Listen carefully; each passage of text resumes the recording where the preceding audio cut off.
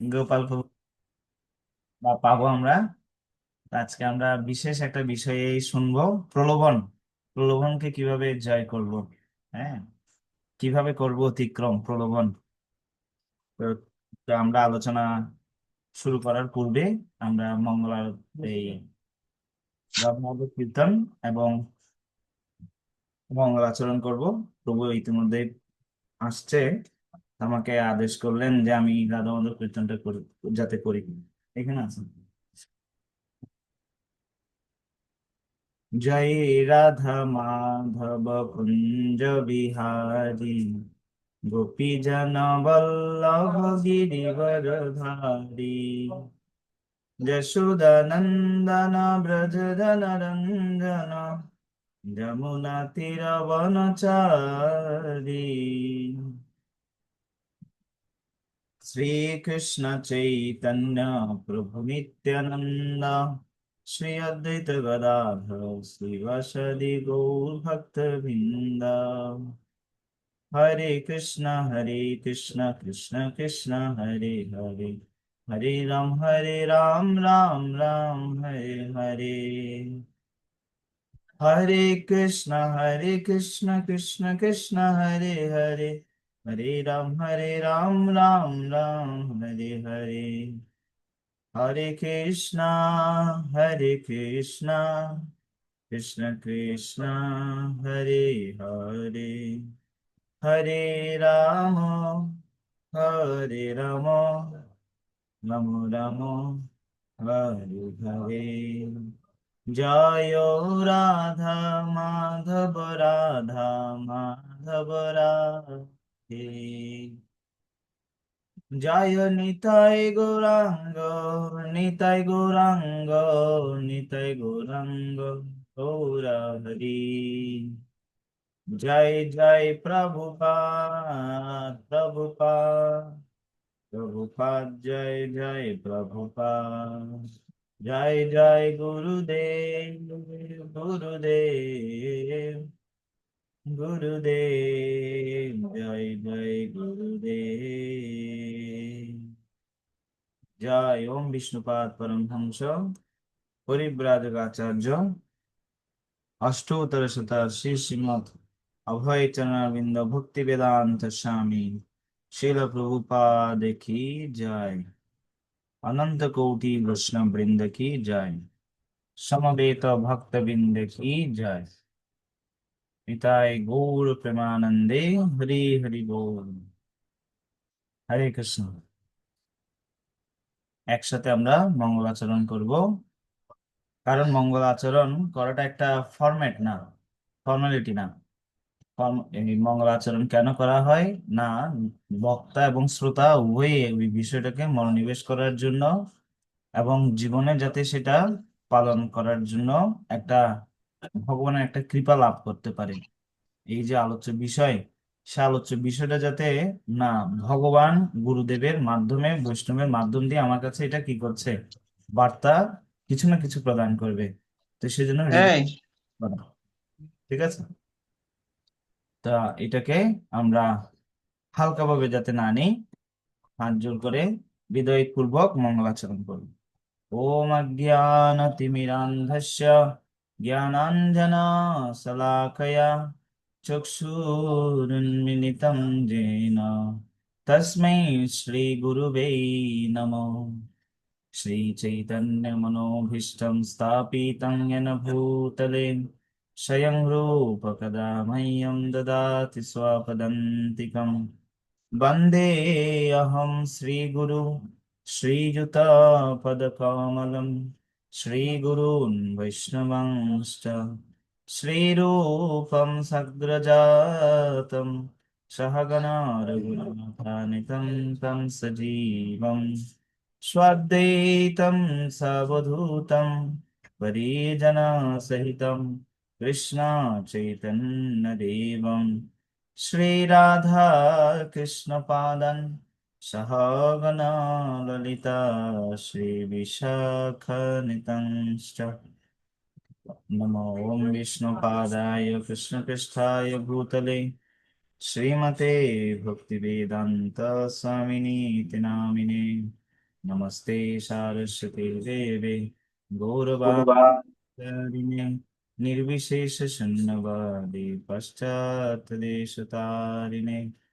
हे कृष्ण करुणा सिंधु दीनबंधु जगत्पथे गोपेश गोपिका कांत राधा कांत नमस्तुते तप्त कांचन गौरंगी राधे वृंदावनेश्वरी वृषभानुसुते देवी प्रणमामि हरिप्रिये जय श्री कृष्ण चैतन्य प्रभु नित्यानंद आनंद। गदाधर श्रीवासदि श्री गौर भक्तबिंद हरे कृष्णा कृष्ण कृष्णा हरे हरे हरे राम राम राम हरे हरे হরে কৃষ্ণ।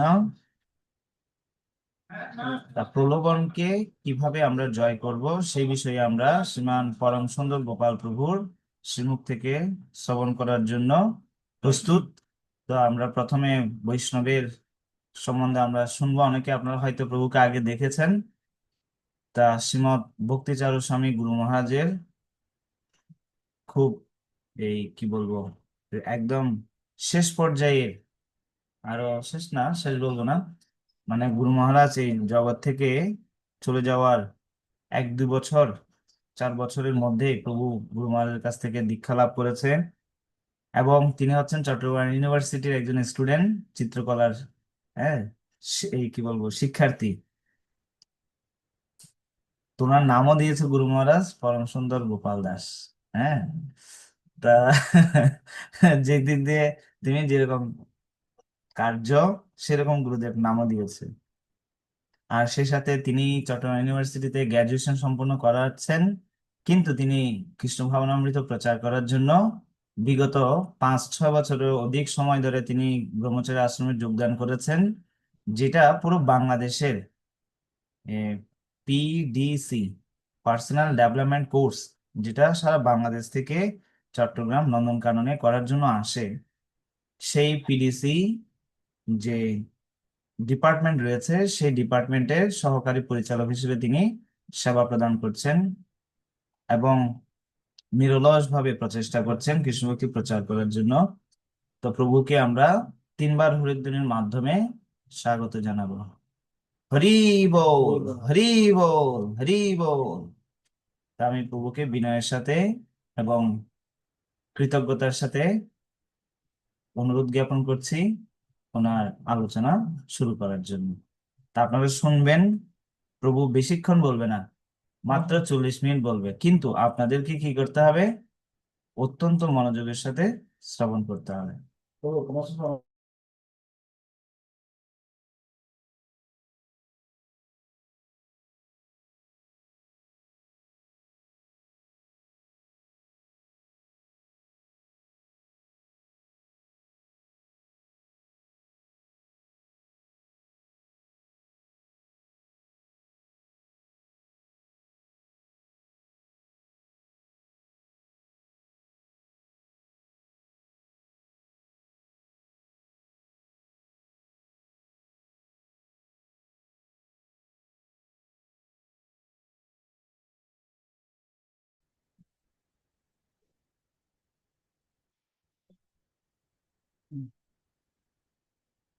হরে কৃষ্ণ।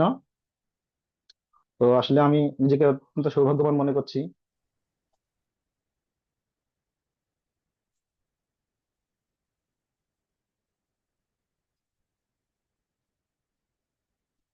বুঝছেন? তো আমাদেরকে প্রভু বলেছে একটা বিষয় আজকে হচ্ছে আমরা টেম্পটেশন, ইংরেজিতে হচ্ছে টেম্পটেশন, বাংলা হচ্ছে প্রলোভন। প্রলোভন বিষয়ে আমরা আজকে একটু আলোচনা করব।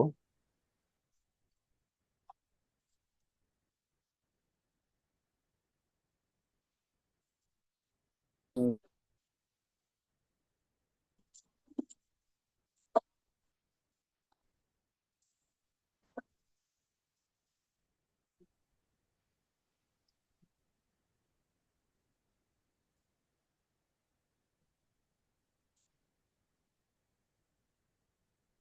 হরে কৃষ্ণ, হরে কৃষ্ণ।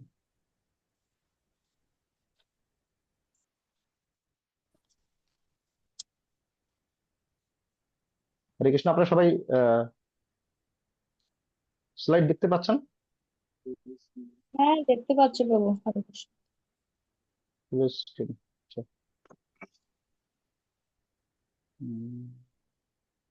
Slide show.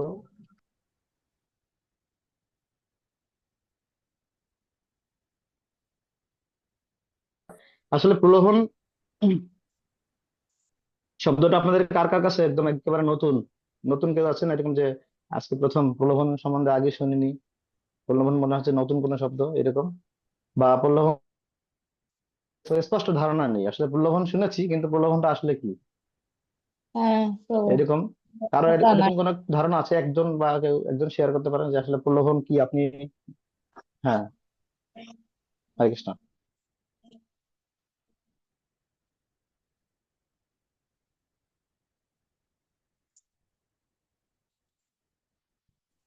হরে কৃষ্ণ প্রভু।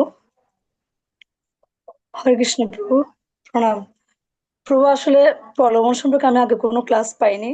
তবে আমার ক্ষুদ্র ক্ষুদ্র দৃষ্টিভঙ্গিতে, মানে ক্ষুদ্র বুদ্ধিতে আমি যেটুকু উপলব্ধি করতে পেরেছি, জড় আসক্তি মানে জড় বিষয়ের প্রতি বেশি আসক্তি, এই ভগবানের প্রতি আসক্তি না হয়ে জড় বিষয়ের প্রতি যদি বেশি আসক্তি হয়, মানে বিশেষ করে যেমন স্বর্ণ বা বিভিন্ন ঐশ্বর্য, টাকা পয়সা, এগুলোর প্রতি, এগুলোর লোভ দেখানো, এটাকে প্রলোভন বুঝি। হরে আচ্ছা, বিভিন্ন টাকা পয়সার লোভ।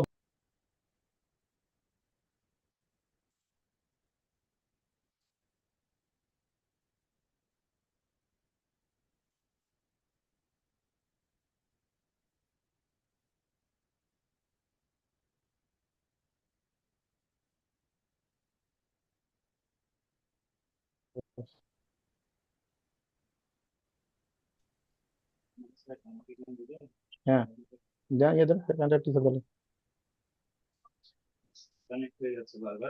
অটোমেটিক অটো ডিসকানেক্ট হয়ে যাচ্ছে। এটা কি ডেটের প্রবলেম নাকি?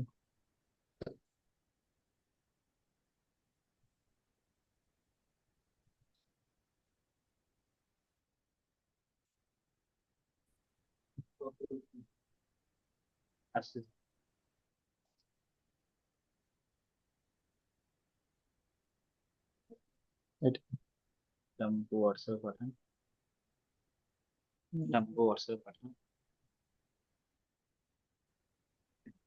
যদি ভক্তবৃন্দ একটু করে ধৈর্য ধরে অপেক্ষা করেন, একটু ইন্টারনেট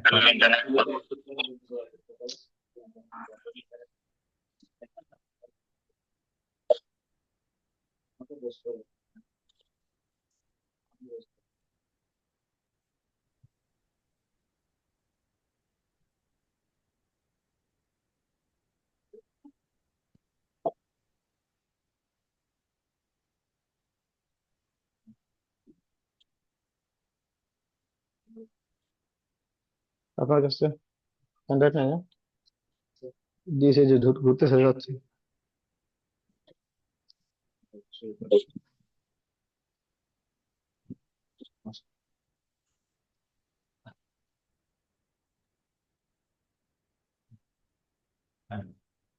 এখন লাগবে না।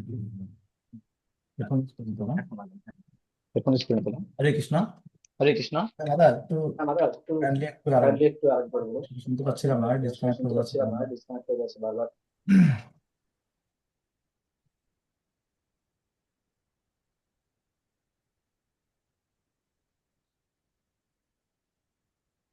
আমার কোয়েশ্চেন করেন। হরে কৃষ্ণ। হ্যাঁ, কোয়েশ্চেনটা করেন। অর্থাৎ যে আমরা আমাদের কোয়েশ্চেন যেটা ছিল যে প্রলোভন নিয়ে আমাদের আজকে আলোচনা। প্রলোভন বিষয়টা আমরা আগে এরকম শুনেছি, বা আমরা কতটুকু প্রলোভন সম্বন্ধে আমরা জানি যে আসলে প্রলোভনটা কি, আসলে প্রলোভন সম্বন্ধে অ্যাকচুয়ালি আমরা কি জানি, সেরকম যে আসলে প্রলোভন বিষয়টা হচ্ছে এই। একটু আমরা আগে থেকে শুনতে চাই। যে মাথায় যে একজন বলেছিলেন, উনি একটু আবার একটু আপনি কাইন্ডলি রিপিট করুন। হরে কৃষ্ণ প্রভু। হ্যাঁ, হরে কৃষ্ণ। প্রশ্ন আছে। আমার এই ক্ষুদ্র জ্ঞান দিয়ে আমি যেটুকু উপলব্ধি করতে পেরেছি, প্রলোভন হচ্ছে ওই বিভিন্ন টাকা পয়সা ঐশ্বর্যের প্রতি বেশি আসক্তি। যেমন আমার নারদ মুনিকে ভগবান দেখিয়েছিলেন বিভিন্ন প্রলোভন, ধন সম্পদ, টাকা পয়সার প্রতি। এটাই প্রভু। আচ্ছা এর থেকে আচ্ছা বিস্তারিত কিছু আমি বলতে পারছি না। আচ্ছা, ওকে ওকে ওকে। Thank you. আর কেউ কি, আর একজন, একজন কেউ বলতে চান যে না আমি একটু, প্রভু আমি আর একটু ভালো জানি, আমি একটু বলতে চাই, এরকম কেউ আছেন? একজন শুধু, অনলি। না থাকলে আমরা শুরু করবো। হরে কৃষ্ণ।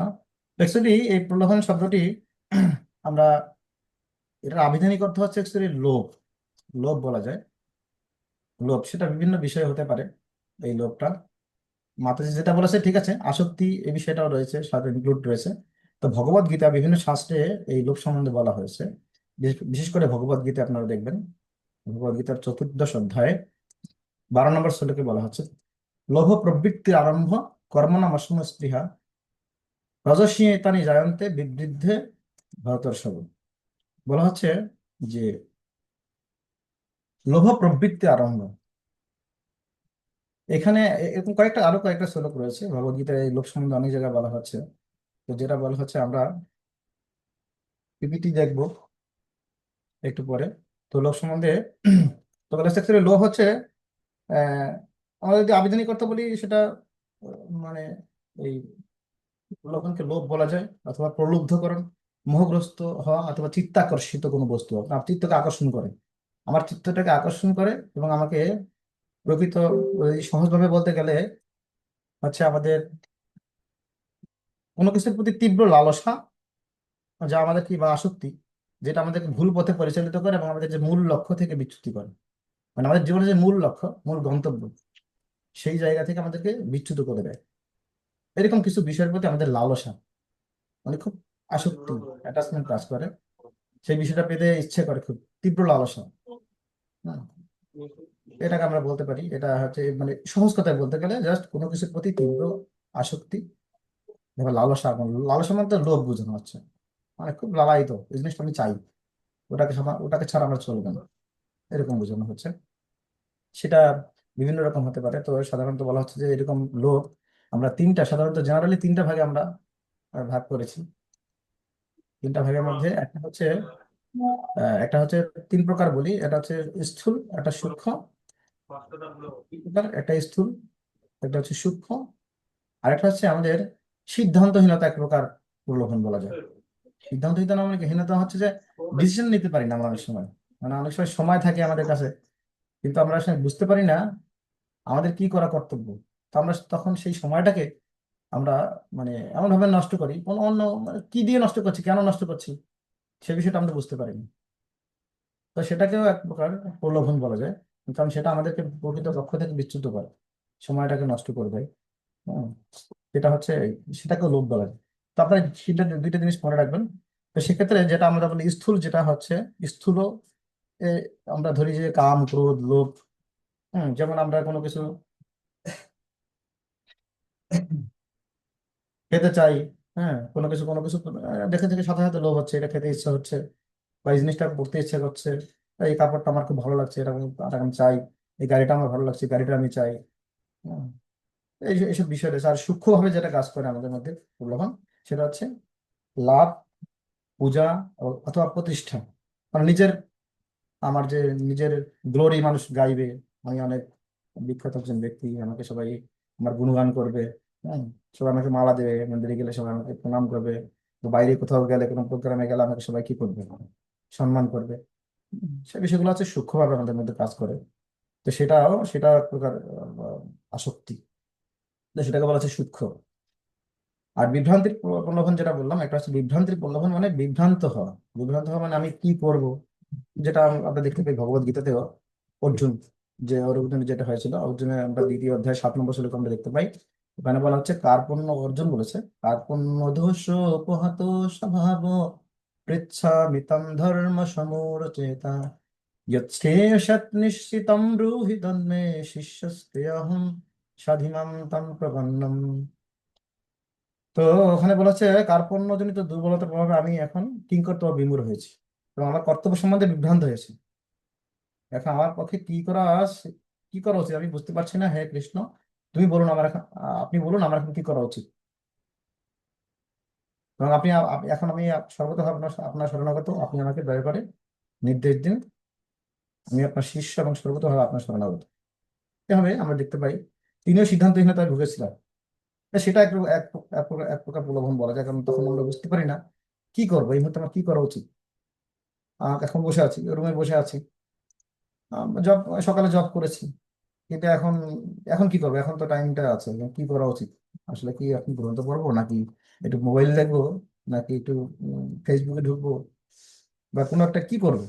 অনেক সিদ্ধান্তহীনতা, এটা এক প্রকার প্রলোভন। তো সেক্ষেত্রে আমরা যে দুই প্রকার প্রলোভন বললাম, স্থূল এবং সূক্ষ্ম, অনেক এর অনেকগুলো ভাগ রয়েছে। যেমন স্বাস্থ্যকর ও অস্বাস্থ্যকর কিছু খাদ্য প্রতি আমাদের একটা মোহ থাকে। যেমন ধরেন সিঙ্গারা হইতে সমোসা হইতে পারে, বিভিন্ন রকম যেটা আমরা বলি ড্রাই ফ্রুট জাতীয়, মানে যেটা হচ্ছে কি আমাদের জন্য ক্ষতিকর। আমাদের প্রকৃত যে লক্ষ্য, আমাদের প্রকৃত গন্তব্য থেকে আমাদেরকে বিচ্যুত করবে। আমাদের যে আমাদের এই দেহটা, আমরা এই দেহটা দিয়ে ভগবানের সেবা করব, বা এই দেহটা দিয়ে আমরা আমাদের জীবনের মূল উদ্দেশ্যটাকে সাধন করতে চাই। এই দেহটা অ্যাকচুয়ালি আমার না, এই দেহ ভগবান আমাদেরকে দিয়েছেন, এই মনুষ্য জীবনটা ভগবানের সেবা করার জন্য। তো সেটাকে যখন আমরা যথাযথভাবে ব্যবহার করব না, যথাযথ এর উপযোগ প্রদান করব না, যখন এলোমেলো কোনো কিছু আমরা এই দেহে প্রদান করব, যেটা আমাদের স্বাস্থ্যের জন্য ক্ষতিকর, সেটা পরবর্তীতে সেই খাবারটাই আমাদেরকে পরবর্তীতে আমাদের যে চেতনা, আমাদের যে উদ্দেশ্য, জীবনের যে লক্ষ্য, সেটা একটু দূরে সরিয়ে দেবে।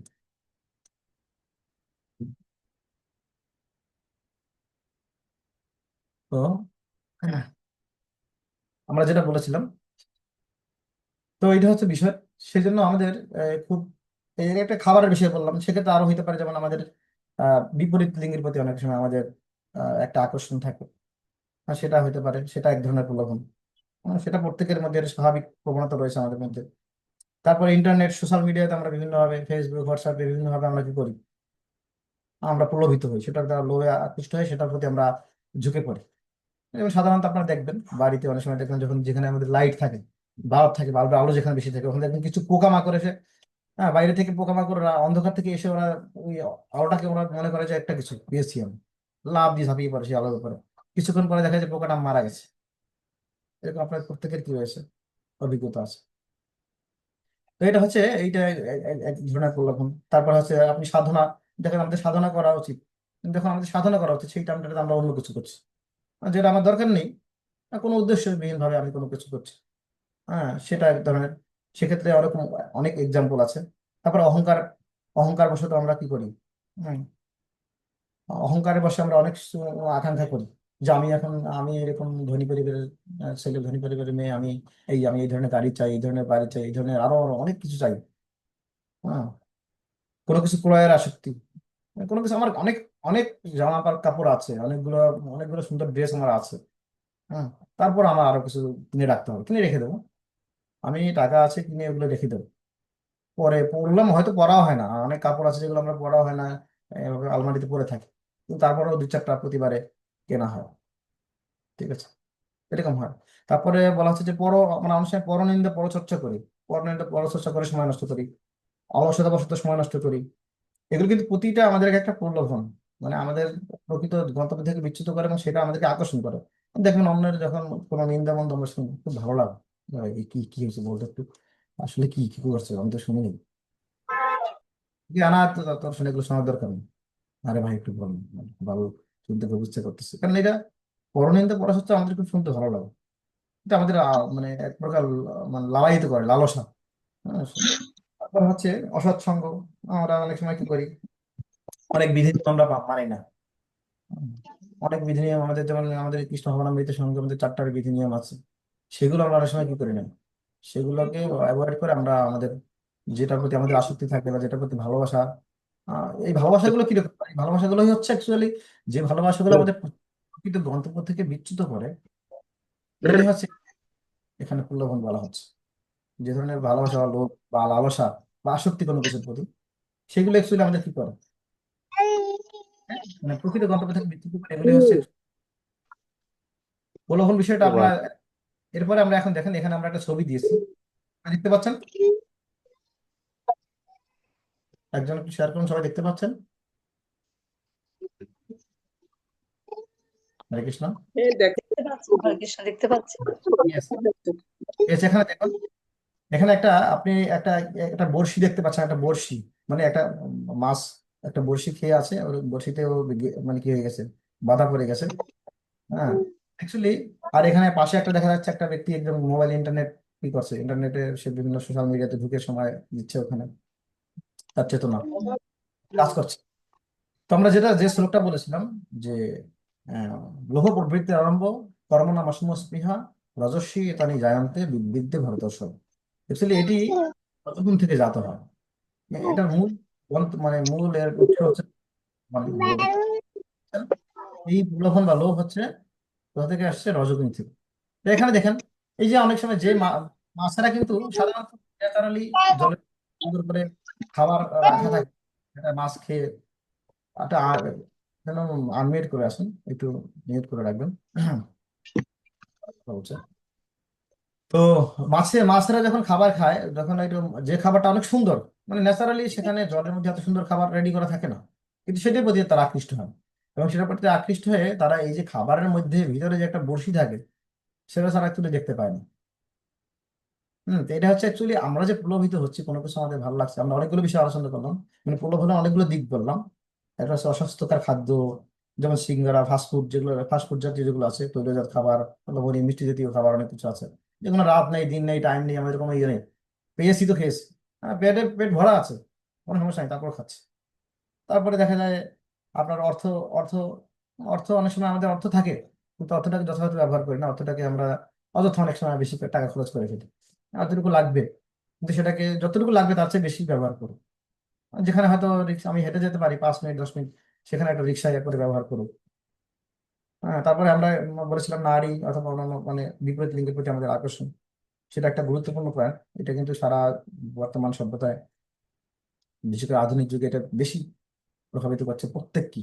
সে হতে পারে গৃহস্থ, হতে পারে ব্রহ্মচারী, হতে পারে যে কেউ, প্রত্যেকেই এটা বেশি এফেক্টেড। কারণ বাইরেও পরিবেশ প্রকৃতি সব জায়গায় বিলবোর্ড গুলো, প্রতিটি আমি মোবাইলে ঢুকলে সেখানে যে অ্যাডভার্টাইজমেন্ট গুলো থাকে, প্রত্যেক জায়গায় সেই বিষয়টাকে কিভাবে বিপরীত লিঙ্গের প্রতি আকর্ষণ করার জন্য, এবার এক যে আপনি কোথাও যাবেন, এরোপ্লেনে যাবেন অথবা কোথাও আপনি ফ্লাইটে করে যাবেন, সেখানেও দেখবেন সেখানে কি থাকে, এরকম একটা ব্যবস্থা থাকে যে মানুষ প্রলোভিত প্রলোভিত হয়ে সেখানে তারা মানে তারা প্রলুব্ধ হবে, সেটা দেখে তারা আকৃষ্ট হবে। আকৃষ্ট করার জন্য বিভিন্ন জায়গায় এরকম ফাঁদ পাতা থাকে। তারপরে টাকা পয়সার যেটা বললাম, যথাযথ ব্যবহার না, ইন্টারনেট, সোশ্যাল মিডিয়া আমরা ব্যবহার করি।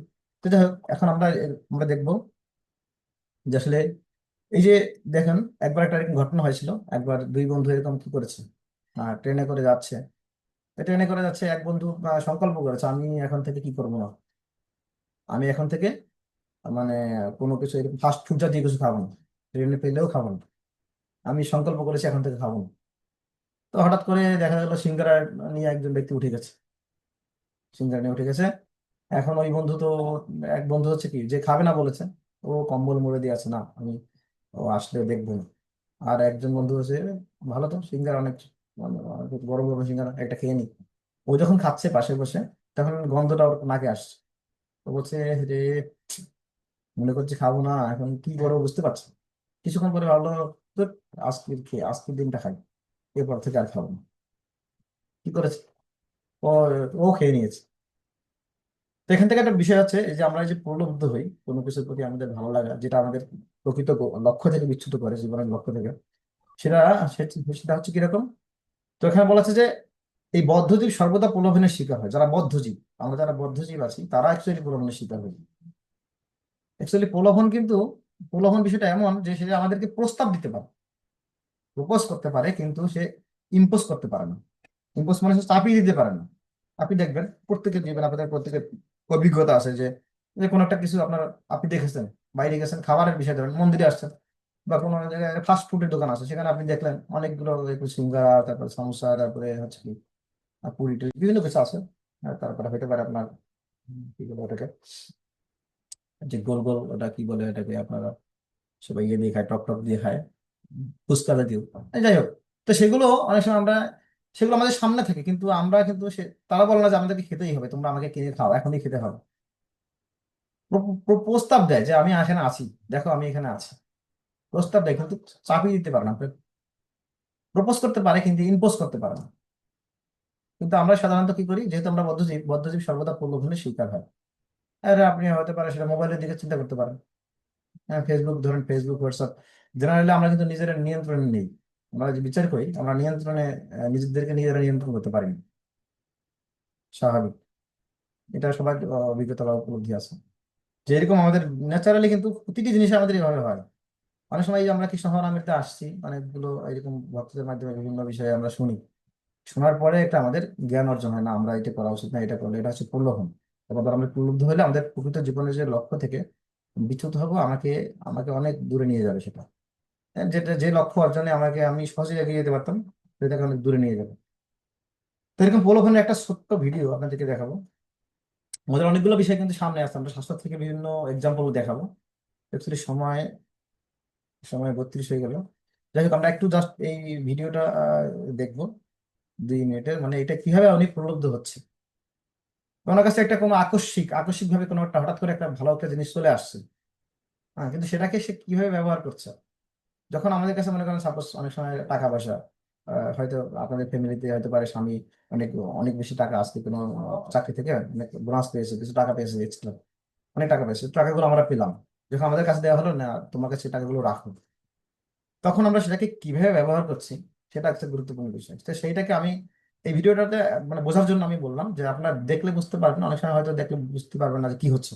উনি একটা আকস্মিক ভাবে কোনো একটা জিনিস ওনার কাছে এসেছে, আকস্মিক ভাবে আমাদের কাছে অনেক অলৌকিক ভাবে, মানে আমরা আশা করিনি অনেক কিছু হঠাৎ করে চলে আসে, ভালো কিছু। কিন্তু সেটা আসার পরে আমরা কিভাবে সেটা ব্যবহার করি, সেটা একটা গুরুত্বপূর্ণ বিষয়। তাই আমরা এই ভিডিওটা দেখবো, এটা দেখলে আপনারা বুঝতে পারবেন যে কিভাবে প্রলুব্ধ হই আমরা, মানে আমরা ভালো আমাদের পথ থেকে আমরা বিচ্যুত হই।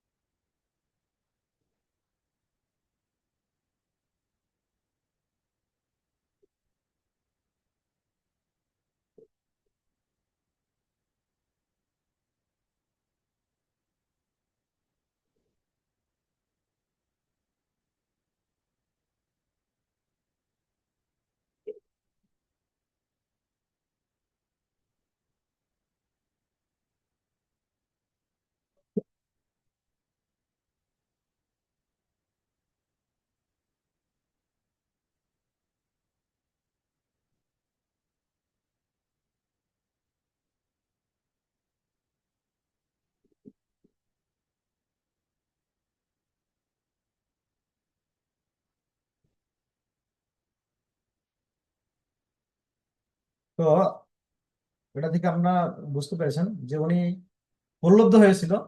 প্রলুব্ধ হওয়ার পরে কিন্তু কি হয়ে গেল, কাগজটা যখন পড়ে গেল, তো কাগজটা এমন একটা কাগজ যে হাত দিলেই সেখানে হাত ঢুকে যায়। তো ও চিন্তা করলো তখন, এই এটা এত সুন্দর জিনিস, যেহেতু তাহলে কি করা যায়, এখানে অনেক খাবার আছে, ফ্রিজের মধ্যে খাবার আছে, ফ্রিজ থেকে এই কাগজটা লাগিয়ে খাবারগুলো খেয়ে নেবে। কেউ নেই রুমে, এখন কেউ নেই, এখন আমি এটা করতে পারি। তারপরে যখন দেখলি ব্যাংকে এখন অনেকগুলো এই যে আলমারির মধ্যে অনেকগুলো টাকা আছে, তাহলে ওইটা লাগিয়ে দিলে তো আমি হাত ঢুকে যাবে, এখান থেকে টাকা নিতে পারবো। কেউ নেই, উদ্দেশ্য কিন্তু অসৎ উদ্দেশ্য, এবং সে অন্য ভিন্ন দিকে যাচ্ছে, তার যে গন্তব্য থেকে ভিন্ন দিকে চলে যাচ্ছে। কিন্তু সে সেটা আকৃষ্ট হয়ে সেগুলো করছে, করে ফেলছে। এরকম ছোট আমার একটা ছোট অভিজ্ঞতা আছে যে একবার ছোটবেলা আমি ছোটবেলা ছেলে প্রত্যেকের এরকম হয় যে অনেক সময় আমরা যে কোনো একটা বাড়িতে গেলাম বা কোনো একটা জায়গায় গেলাম, আশেপাশে অনেক ভালো ভালো খাবার, মানে খাবার বা কোনো জিনিস, লোভনীয় জিনিস, সাথে সাথে কেউ আসে কিনা, আশেপাশে কেউ আসে কিনা, কেউ না থাকলে সাথে সাথে টাকা পয়সা হলে টাকা পয়সা গুলো নিয়ে নিই, অথবা ভালো খাবার হলে একটা খেয়ে নিই। তারপরে কোনো কিছু কি দেখলে কি করে ফেলি, মানে কেউ দেখছে কিনা, আবার না দেখলে খেয়ে ফেলি। তো যাই হোক, এটা একটা মানে একটা প্রলোভনের একটা ছোট ভিডিও আমি জাস্ট করলাম এটার সাথে। তো এবারে আমরা আসবো, দেখুন এখন আমরা তো প্রলোভিত হচ্ছি, কিন্তু অ্যাকচুয়ালি বলা হচ্ছে প্রলোভনটা হচ্ছে কিরকম, যে যিনি প্রলুব্ধ হচ্ছেন, প্রলুব্ধ হচ্ছে যে তিনি হচ্ছেন মানে মাতাল ড্রাইভার। মাতাল ড্রাইভার কিরকম, যেমন আমরা প্রত্যেকের ফ্যামিলি আছে, সেখানে আমাদের সন্তানেরা আছে, আমাদের একটা সোসাইটিতে আমরা আছি কৃষ্ণ ভক্তের সঙ্গে, সেখানে অনেক ভক্তবৃন্দ আছে, আমাদের আমার আমার আন্ডার অনেক ভক্তবৃন্দ আছে যাদেরকে আমি কি করি, প্রচার করি বা আমি তাদেরকে গাইডলাইন দিই। হ্যাঁ, কিন্তু এখন আমি যদি কোনো এরকম কোনো একটা বস্তুর প্রতি প্রলুব্ধ হই, যেমন মাতাল ড্রাইভার কেন বলা হচ্ছে, একটা গাড়িতে একটা ড্রাইভার পিছনে একটা গাড়িতে অনেক যাত্রী থাকে, অনেক যাত্রী থাকে, 40-50 জন একটা বাসের মধ্যে যাত্রী থাকে, কিন্তু ড্রাইভার যদি মদ খায় তাহলে কি হতে পারে, কি ঘটনা হতে পারে চিন্তা করুন। ড্রাইভার তো মরে যাবে যাবে, এটা সমস্যা নেই, ড্রাইভার সে একটা মরে গেল, কিন্তু তার পিছনে যে অনেক লোক আরো কি হয়ে যাবে, ক্ষতিগ্রস্ত হবে, তারা যেন তারাও মৃত্যুবরণ করতে পারে, সেটা স্বাভাবিক। সেজন্য এটা হচ্ছে মাতাল ড্রাইভারের মতো। যদি আমরা এরকম করি, মানে অ্যাকচুয়ালি আমরা যদি এরকম প্রলুব্ধ হই কোনো কিছু যেগুলো আমাদের পথ থেকে বিচ্যুত করে, সেটা করলে তখন কি হয়, সেটা আমাদের অন্য যারা অনুভূমিরা আছে তারাও ক্ষতিগ্রস্ত হয়, সোসাইটি ক্ষতিগ্রস্ত হয়। আমরা সেটা দেখতে পাই বর্তমান সময়ে, সেরকম অনেক ঘটনা ঘটছে, যে অনেক ভক্তরাও কি করছে, অনেক সময় এমন কিছু করছে যেটা পুরো সোসাইটির বদনাম হচ্ছে, বা আমার যারা অনুভূমি ছিল তারাও ক্ষতিগ্রস্ত হচ্ছে, তারা বিভ্রান্ত হচ্ছে, এখন কি করা, পূর্ব এরকম করলো, আমি কি করা করতে, প্রলুব্ধ হয়ে যায়। সেজন্য খুব সাবধানতার সাথে সেই বিষয়গুলো আমাদের কি করা উচিত। তো আপনারা সবাই শাস্ত্রে এরকম অনেকগুলো ঘটনা আছে, দৃষ্টান্ত আছে, যেমন অজামিল, অজামিলের কাহিনী আছে, আপনারা হয়তো শুনেছেন যে আহ পুরুরবা, পুরুরবা না, উনি হচ্ছে যে সৌঘড়ী মুনি, উনি হচ্ছে সৌঘড়ী মুনি, উনি জলের নিচে অনেক বছর, প্রায় 60,000 বছর সাধনা করেছিলেন। 60,000 বছর সাধনা করার পরে তিনি একটা মাছের সাথে মাছের মিলন দেখে তিনি কি হয়ে যান, সেখানে তার ভ্রষ্ট হয়ে যান, সেটা পুনরুদ্ধ হয়ে যান। পরবর্তীকালে তিনি কি মানধাতার এরকম 50 জন কন্যাকে বিবাহ করেন। হ্যাঁ, এবং সে অনেক অনেক বছর সেটা বিবাহ করার পর অনেক বছর পরে তার চেতনা ফিরে আসে, আমি কি করেছি, আমি তো অনেক সময় নষ্ট করেছি, আমি সাধনা করতে এসেছিলাম ভগবানকে লাভ করার জন্য, কিন্তু আমি কিভাবে সময়টা নষ্ট করে দিয়েছি, কি দেখে আমি প্রলুব্ধ হয়ে গেছি। তো এটা একটা তা অজামিলের যে বিষয়টা, অজামিল কাহিনী আপনার সবাই জানেন, অজামিল ছিল ব্রাহ্মণ, তিনি কিন্তু ব্রাহ্মণ ছিলেন, কিন্তু ব্রাহ্মণ হওয়া সত্ত্বেও তিনি এরকম যখন উনি বনে বাবার জন্য, বাবা বলেছে কিছু ফুল তুলসী এগুলো নিয়ে আসে বন থেকে, কুশ ঘাস, তো যখন এগুলো আনতে গিয়েছে, সেখানে একটা এরকম কি বলবো, একজন বেশ্যা বলা হয়, বেশ্যা বা কি বলে ওদেরকে, আহ যাই হোক, তো এরকম একটা খারাপ দৃশ্য উনি দেখে তৎক্ষণাৎ কি হয়ে যান, বিভ্রান্ত হয়ে যান, এবং তিনি কি হন সেখানে, এরপর আর তিনি একদম তার নিজের যে স্ত্রী ছিল, সাধ্বী স্ত্রী থেকে স্ত্রীকে বলতে তিনি ছেড়ে দেন, স্ত্রীকে ছেড়ে দিয়ে বাবা মার সাথে ভালো কোনো রকম তাদেরকে মানে স্ত্রীকে সংসার ঘর থেকে বের করে দিলেন, বের করে দিয়ে বাবা মার সাথে খারাপ আচরণ করে, তখন সে সেই বিশ্বাসের সাথেই জীবনযাপন করতে শুরু করেন। এভাবে তিনি প্রলুব্ধ হয়ে একদম পুরো জীবনটা কি করেছেন। অবশেষে আমরা জানি অজামিল তার ছোট পুত্র ছিল, আহ, নাম রেখেছিল কি নারায়ণ। Please, I'm Bo. তাকে সেই নারায়ণ নাম সে উচ্চারণ করে সে কি করেছিল, উদ্ধার লাভ করেছিল। কিন্তু এখানে মূল কথা হচ্ছে, এখান থেকে আমরা অজামিল থেকে একটা শিক্ষা রয়েছে, সেটা হচ্ছে অজামিল যে Papan be kek, papan be. মাথা যে একটু মিউট করুন, আপনারটা শোনা যাচ্ছে, কথা শোনা যাচ্ছে, মিউট করুন, মাথা মিউট করুন। তো সেই আম, তিনি যেটা করেছিলেন, তিনি যদি ব্রাহ্মণ ছিলেন, তো এখানে বলা আছে যে আমাদের আচার্যরা বলেছেন তিনি ধার্মিক ছিলেন কিন্তু তিনি আধ্যাত্মিক ছিলেন না। ধার্মিক ছিলেন কিন্তু আধ্যাত্মিক ছিলেন না। কেন? কেন ধার্মিকরা শুধু হচ্ছে তিনি, ঠিক আছে তিনি ব্রাহ্মণ হিসাবে তিনি তার অনেক সদ্গুণাবলী ছিল, তিনি পূজা করতেন, কিন্তু অ্যাকচুয়ালি তৎকালীন সময়ে আবার শ্রীচৈতন্য মহাপ্রভু যেরকম আমাদের ওনার কৃপায় আমরা এখন হরিনাম মহামন্ত্র পেয়েছি, যেটা সহজেই আমাদের মাইন্ডকে আমরা নিয়ন্ত্রণ করতে পারি। প্রলুব্ধ আমরা প্রলুব্ধ কি না, মানে আমরা যে প্রলোভন প্রলুব্ধ হওয়ার যে আমাদের প্রবণতা, সেটা আমরা সহজেই হরিনামের মাধ্যমে সেটাকে নিয়ন্ত্রণ করতে পারি। তো সেই বিষয়টা সেই হরিনাম মহামন্ত্র তিনি তখন জপ করতেন না, এবং তিনি একটা যে ভুল করেছিলেন, তিনি সেটা কার কাছে শেয়ার করেননি। তার বাবা ছিল ব্রাহ্মণ, তার কাছে শেয়ার করতে পারতেন। তিনি একটা জিনিস দেখেছেন, খারাপ কিছু দেখেছেন, মনের মধ্যে যখন আমরা কোনো খারাপ কিছু দেখি, এরকম খারাপ সিনারি দেখি, স্বাভাবিকভাবে আমাদের মনের মধ্যে একটা প্রতিক্রিয়া শুরু হয়। তো সেটা আমরা যখন শেয়ার করি কোনো আমাদের গুরুজনদের কাছে, অথবা যিনি আমার কাউন্সিলর আছেন তার কাছে শেয়ার করি, প্রভু আমি এরকম দেখেছি, আমার এখন মনের মধ্যে এরকম একটা প্রতিক্রিয়া হচ্ছে, এখন আমি কি করতে পারবো? কিন্তু সেরকম তিনি শেয়ার করেননি। আর এখানে আচার্য বা হিজ গ্রেস রাধেশ্যাম প্রভু, আমাদের রাধেশ্যাম প্রভু বলেছেন যে তিনি কি করেননি, তিনি যেটা করেছিলেন, তিনি সেটা তিনি ধার্মিক ছিলেন কিন্তু আধ্যাত্মিক ছিলেন না। তিনি সেখানে হরিনাম জপ করেননি, এটাকে নিয়ন্ত্রণ করার জন্য যে হরিনাম মহামন্ত্র জপ, সেই সুযোগ কিন্তু তিনি পাননি তখন, কারণ সেই সময় সেই চৈতন্য মহাপ্রভুর যে বিশেষ কৃপাটা তখন ওইভাবে ছিল না। আবার তিনি বিশেষ করে তিনি লাভ করতে পারেননি, তার সেই সুযোগটি তখন হয়তো আসেনি। কিন্তু বলা হচ্ছে আমাদের কিন্তু সেই সুযোগটি আছে। আমরা মহাপ্রভুর বিশেষ কৃপা, এই হরিনাম জপ করার সুযোগ আমরা লাভ করেছি। আমরা সেখানে কি করতে পারি, আমরা এই প্রলোভন থেকে বাঁচার জন্য বা প্রলুব্ধ না হওয়ার জন্য, আমরা আমাদের মাইন্ডকে নিয়ন্ত্রণ করার জন্য আমরা এই হরিনাম মহামন্ত্র বা মহাপ্রভুর এই বিশেষ কৃপা আমরা সদ্ব্যবহার করতে পারি। তারপরে আপনারা জানেন সবাই যে সীতা মাতা কিভাবে প্রবুদ্ধ হয়েছিল, তিনি হরিণ, না আমার সোনার হরিণ চাই। তখন সীতা মাতা কি করেছিলেন, এরকম যখন ভগবান শ্রী রামচন্দ্রকে বললেন যে আমার একটা হরিণ দেখলেন, তখন হরিণটা দেখে উনি বললেন যে আমি এই হরিণটা চাই। তখন অনেক বুঝালেন, ভগবান শ্রী রামচন্দ্র বুঝালেন না এটা একটা মায়া হরিণ, এটা এটা আসল হরিণ নয়। কিন্তু সীতা মাতা একেবারে কি, উনি হচ্ছে উনি চাই, যা বলুক না কেন তিনি চাই, তিনি একদম একগামী হয়ে গেলেন। তখন ঠিক আছে, ভগবান রামচন্দ্র গেলেন। এরপরে যখন ভগবান রামচন্দ্র কি করলেন, লক্ষ্মণকে রেখে গেলেন, যাতে করে সীতামাতা যেহেতু একা, তারা বনের মধ্যে থাকেন, কিন্তু সীতামাতাকে কে দেখবে, লক্ষ্মণ ছিলেন। কিন্তু যখন ভগবান রামচন্দ্র চলে গেলেন, তো তখন কি হলেন, তখন যখন দূর থেকে হরিণের হরিণের শব্দ শুনতে পেলেন, যেরকম যে রামচন্দ্র বলছেন, ভগবান রামচন্দ্র বলছেন আমাকে বাঁচাও বাঁচাও, তখন কি সীতামাতা বললেন তুমি যাও, তুমি তাড়াতাড়ি যাও, তোমার দাদাকে গিয়ে বাঁচাও, দাদা কি কি সমস্যা হচ্ছে, তুমি যাও তাড়াতাড়ি দাদাকে গিয়ে বাঁচাও।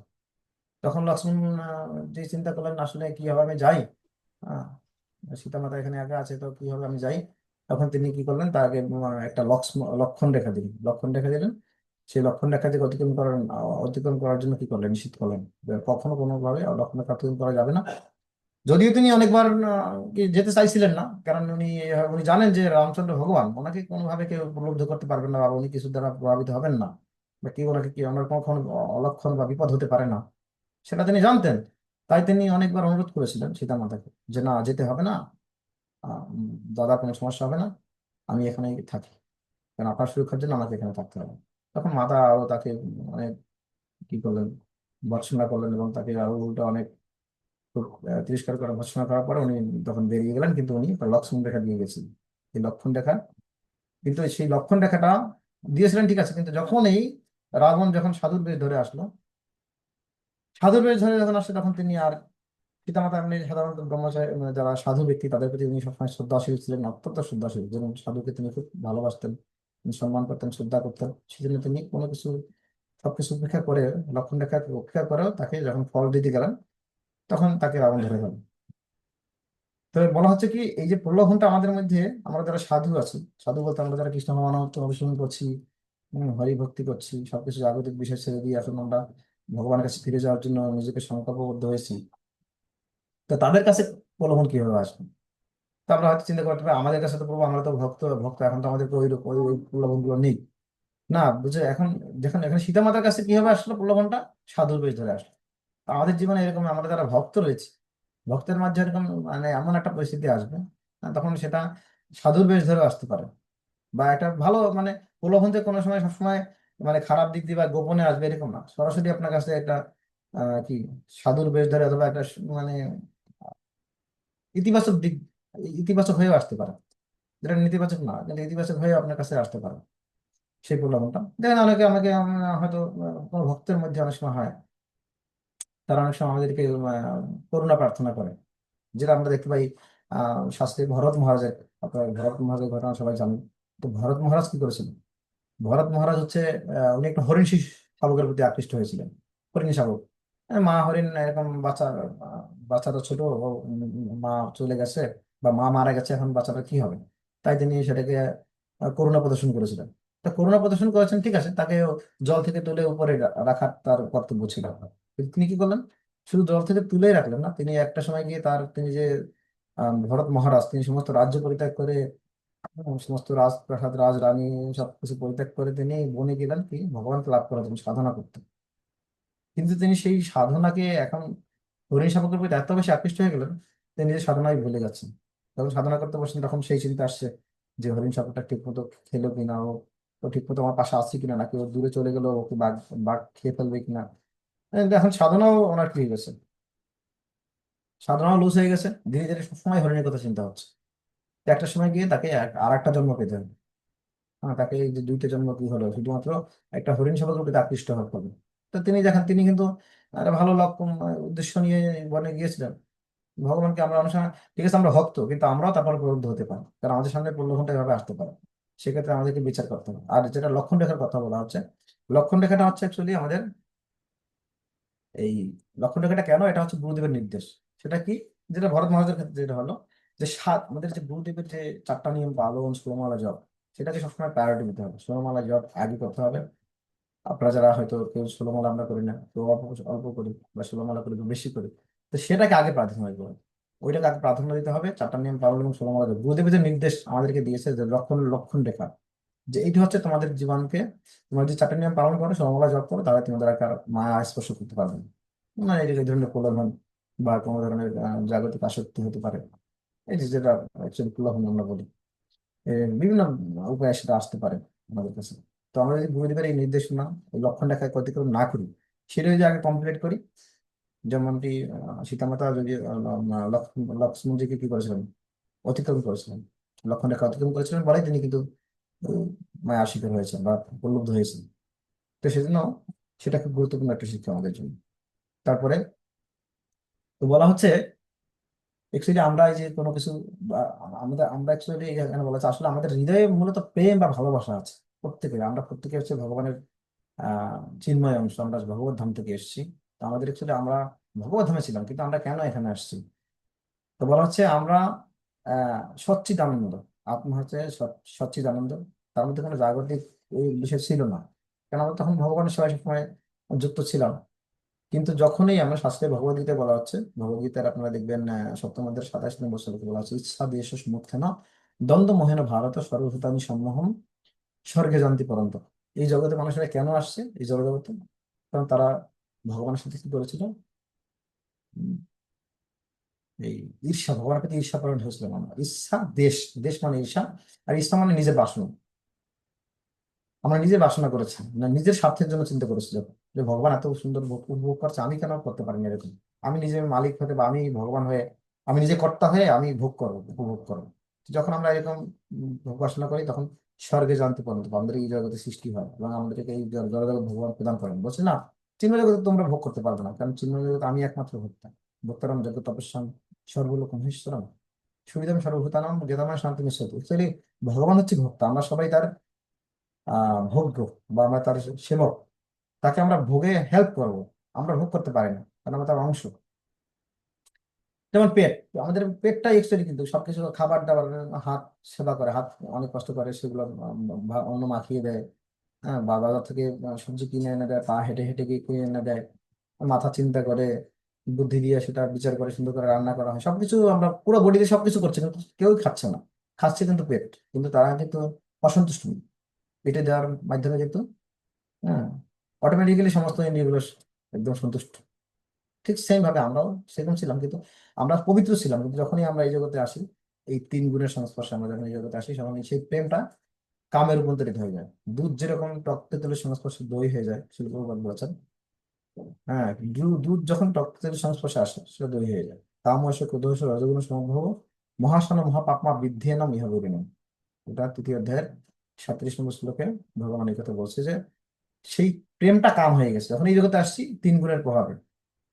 হ্যাঁ, পুরুষ প্রকৃতিস্থ হি ভুঙ্ক্তে প্রকৃতি জনগুণন কারণম গুণ সংঘর্ষ শত সজ্জনী জন্মস। পুরুষ আমরা হচ্ছে পুরুষ মানে এখানে বলা হচ্ছে আত্মা, যারা আমরা জীবেরা। পুরুষ প্রকৃতস্থ হি, যখন এই প্রকৃতিতে জড় প্রকৃতিতে আসে, সত্য রজ তম গুণ যত এই প্রকৃতিতে যখন আমরা আসি, ভুঙ্ক্তে প্রকৃতি জনগুণন, আমরা এই 3 গুণের 3 গুণকে যখন আমরা ভোগ করি, এই 3 গুণের সংস্পর্শে যখন থাকি, বা এই তিন গুণের প্রভাবে ভোগ করতে শুরু করি, কারণ গুণ সংঘর্ষ, এই গুণের সঙ্গের প্রভাবে আমরা কি হয়ে যাই, সৎ অসৎ জনি জন্মে বিভিন্ন রকম জনি প্রাপ্ত হই। হয়তো কখনো কুকুর, কখনো শূকর, কখনো মানুষ, কখনো রাজা, কখনো প্রজা, কখনো বাঘ ভাল্লুক হয়ে আমরা এভাবে জন্মগ্রহণ করছি। এই একটা কারণ। যাই হোক, এখানে আর কিছু বিষয় আছে, আমরা একটু সময় আমাদের আহ, অনেকটা কমে গেছে, আমরা একটু দ্রুত যাবো, বেশি সময় নেই। তো বলা হচ্ছে দেখেন, সীতা মাতা কিন্তু যখন লঙ্কায় গেলেন, লঙ্কায় যাওয়ার পরে কিন্তু উনি সেখানে লঙ্কাকে বলা হচ্ছে ভোগ ভূমি। হ্যাঁ, সেখানে রাবণ 10 মাথা, তো শুধু নিজেকে নিজের কর্তা মনে করে সে ভোগ করে। আমাদের 10টা ইন্দ্রিয়কে বলা হচ্ছে, এই 10টা ইন্দ্রিয় হচ্ছে কি, রাবণের সাথে তুলনা করা হচ্ছে, এরা শুধু ভোগ করতে চায়। তো এই সেরকম লঙ্কাটা হচ্ছে ভোগ ভূমি। কিন্তু যখন দেখেন ওখানে সীতামাতাকে যখন কোনো সীতামাতা ওই কিছুই খায়নি সেখানে, তাকে অনেকবার রিকোয়েস্ট করা আছে তুমি এটা খাও, এটা খাও। মানে সেখানে একজন এরকম মাতাজি ছিলেন, খুব মানে সীতামাতার প্রতি করুণাপরায়ণ ছিলেন, কিন্তু সে অনেক চেষ্টা করেছে, মাতা কিছু গ্রহণ করেন না। তা আমাদের সেরকম কি করা উচিত?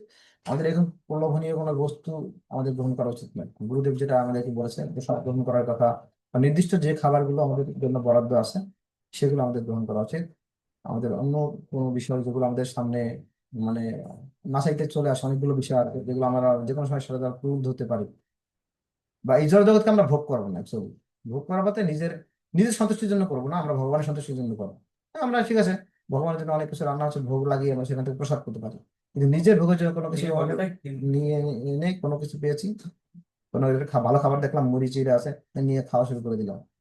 কোনো কিছু এরকম বাজার থেকে ভালো একটা জিনিস, ওইটা খেতে হবে, সেটা আমাকে ভালো একটা জিনিস দেয়, ভালো একটা ফল বা ভালো একটা আম, এটা নিয়ে আসলি আমরা খেয়ে কেটে খেয়ে ফেলবো। তো এরকম ভোগ করা যাবে না, ভোগটা হচ্ছে ভগবান। তো দেখেন, প্রলোভন এমন একটা জিনিস, প্রলোভনটা যদি কেউ, যদি আমরা একবার প্রলুব্ধ হই, মানে একবার যদি, যেমন সাপোজ হতে পারে কিরকম যে আমরা কোনো খারাপ জিনিস, আমাদেরকে বাইরে কোনো জিনিস, কোনো ছবি, অথবা মোবাইলে, ধরেন মোবাইলে অনেক সময় খারাপ ভিডিও থাকে, খারাপ ছবি থাকে, আমরা যখন কখনো একবার যখন সেটাকে মানে সেটার দিকে তাকাবো, একবার যখন প্রলোভনের দিকে, একবার যখন আমরা প্রলোভনকে একবার সুযোগ দেবো, তখন সে মানে একবার সুযোগ দেওয়ার পরে সে আবার এটা 100 গুণ বা 50 গুণ শক্তি নিয়ে এসে আমার কাছে আসবে। কিরকম যেন, এখানে একটা ছবি দেওয়া আছে, যেখানে বানর যখন একটা ব্যক্তি এরকম গাড়িতে বসে একটা বানর দেখেছেন, তো বানরটাকে জানলা খুলে একটা কলা দিয়েছে। বানরটা জানলা যখন খুলেছে, সাথে সাথে একটা বানর ঢুকে গেছে, ওকে একটা কলা দিয়েছে। আর ওই বানরটা কি করেছে, একটা কলা যখন দিয়েছে, ও বাইরে গিয়ে সব বানর ডেকে ডেকে নিয়ে আসছে। ঠিক আছে। তো যখন আমরা প্রলোভন, এরকম কোনো কিছু আমাদেরকে আকৃষ্ট করে, যেগুলো আমাদের মানে মূল লক্ষ্য থেকে বিচ্যুত করে, এরকম মানে আমাদের জন্য দরকার নেই, অবাঞ্ছিত বস্তু, অবাঞ্ছিত কোনো আকর্ষণীয় বস্তু, যেটা আমাদের জন্য মানে কি নয়। সাপোজ যেমন সাধারণত ধরেন কি, যে যুবক যুবতীর কথা বলি, যুবক যুবতীরা সাধারণত কি হয়, যে তারা একটা যে কোনো ওই বিপরীত লিঙ্গের প্রতি দেখলেই তাদের আকর্ষণ জন্ম, তো সেটা হচ্ছে অবাঞ্ছিত। আমাদের যে নির্ধারিত বিষয়গুলো রয়েছে, স্বাভাবিকভাবে আমরা যখন বিবাহ হয়, ছেলেমেয়েরা সামাজিক ভাবে তাদেরকে বিবাহ দেওয়া হয়, বিবাহের মাধ্যমে তারা কি করতে পারে, স্ত্রী পুরুষের সঙ্গ করতে পারে, তারা জীবন যাপন এভাবে, তাদের যে যৌন জীবনটা তারা এভাবে কি করতে পারে। কিন্তু এছাড়া এছাড়া আমাদের অন্যদিকে কখনো কি করা উচিত না, অন্যদিকে আমাদের সেই দৃষ্টি কি করা উচিত না, নিক্ষেপ করা উচিত না। তো আমরা যদি কোনো কিছু এরকম কোনো কিছু প্রলোভনীয় বস্তু যদি একবার তাকাই, দেখতে একবার দেখি না কেমন, তো একবার তাকাইলাম, তখন ওইটা যখন একবার তাকাবো, সেটা মনের মধ্যে আবার বারবার সেটা রিপিট হবে, আমার না আরো বেশি ভালো হবে আমাকে। যখন 2বার তাকাবো সেটা আরো, তো প্রথমে তো প্রথমে হচ্ছে সিইং, তারপরে ফিলিং, তারপরে উইলিং, প্রথমে উইলিং, তারপরে সিইং, তারপরে ফিলিং, এরকম মানে একটা একটা আরো গভীরে গভীরে চলে যাবে আমাদের মনের মধ্যে। সেজন্য আমাদের সেগুলো থেকে প্রথমেই, যদি এটা উপলব্ধ কোনো বস্তু হয় যে আমাকে আকৃষ্ট করছে, এটা আমার জন্য নয় কিন্তু আমাকে এটা আকৃষ্ট করছে, তাহলে সেদিকে আমি সাথে সাথে মুখ ঘুরিয়ে ফেলবো, আর সেদিকে তাকানোর চেষ্টা করবো না। সেটা আসলে প্র্যাকটিসের বিষয়, এটা করতে হবে, সেটা সবার জন্যই অনেক কঠিন আছে। তারপরে হচ্ছে সুন্দর একটা ঘটনা। আচ্ছা, আমাদের সময় তো আমরা আর একটা দুটো স্লাইড দেখাবো, তারপরে শেষ করে দেবো। এখন অনেকগুলো বিষয় রয়েছে আরো, আর অ্যাকচুয়ালি 1 ঘন্টা ক্লাস, তো আমাদের কিছু সময় চলে গেছে। তো এরকম একবার উপমন্যু নামে একজন ভক্ত ছিলেন। তিনি তার গুরুদেবের তার গুরুদেবের নির্দেশ ছাড়াই তিনি কি করেছিলেন, একবার তিনি যখন ভিক্ষা সংগ্রহ করতেন, ভিক্ষা সংগ্রহ করে সেই চাল ডাল যা পেতেন সেগুলো দিয়ে ভালো ভালো খেয়ে অনেক স্বাস্থ্য মোটা হয়ে গিয়েছিল। তো গুরুদেব বলেন, তুমি এগুলো, তোমার এত স্বাস্থ্য মোটা হচ্ছে কেন? বলছে, গুরুদেব আমি তো ভিক্ষা করে যা পাই সেগুলো খেয়ে বাস। ভিক্ষা করে তো গুরুদেবকে দেওয়া উচিত, তুমি কেন সেগুলো খাচ্ছ? হ্যাঁ, তারপর যখন বললো ঠিক আছে, গুরুদেবকে তারপরে দিয়ে দিল।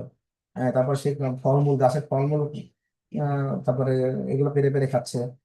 হ্যাঁ, যখন এগুলো খাচ্ছে তখন বলছে না তুমি এভাবে খাওয়া যাবে না, এভাবে বেশি ফলমূল খেলেও তুমি কি হয়ে যাবে, অনেক মোটা হয়ে যাবে, আর এভাবে খাওয়া যাবে না। তখন তুই এত প্রতিজ্ঞা করলেন যে না আমি আর এখন এরকম গুরুদেবের নির্দেশ ছাড়া কোনো কিছু খাবো না।